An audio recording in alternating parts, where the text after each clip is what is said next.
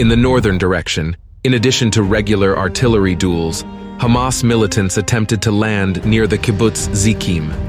An Israeli helicopter that flew to the scene located the Palestinians and destroyed them with standard weapons fire.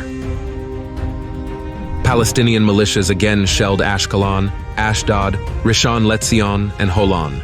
Most of the rockets were successfully intercepted by Israeli air defenses.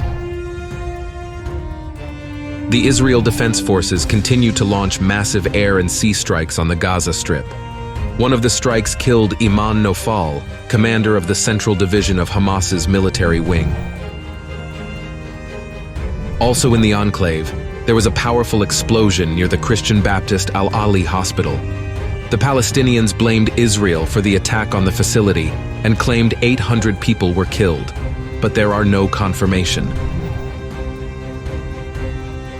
There were several clashes between Israeli troops and Hezbollah militants on the Lebanese-Israeli border. The group shelled several settlements. The Israel Defense Forces launched counterstrikes. Clashes between Palestinian youth and Israeli security forces continued in the West Bank.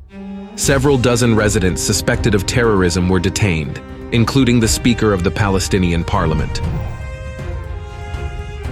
At the same time, amid the news of the strike on the hospital, calls for armed resistance began to spread in the West Bank. Nevertheless, the security forces are currently managing to restrain the discontent of radicalized citizens. The situation remains difficult in the southern Gaza Strip, where the Rafah border crossing remains closed. However, humanitarian aid trucks are unable to pass through the crossing due to constant shelling by Israeli forces. American President Joe Biden arrived in Tel Aviv to meet with Israeli Prime Minister Benjamin Netanyahu. Following the meeting, he expressed his support for the Jewish people and promised to ask Congress for an unprecedented aid package.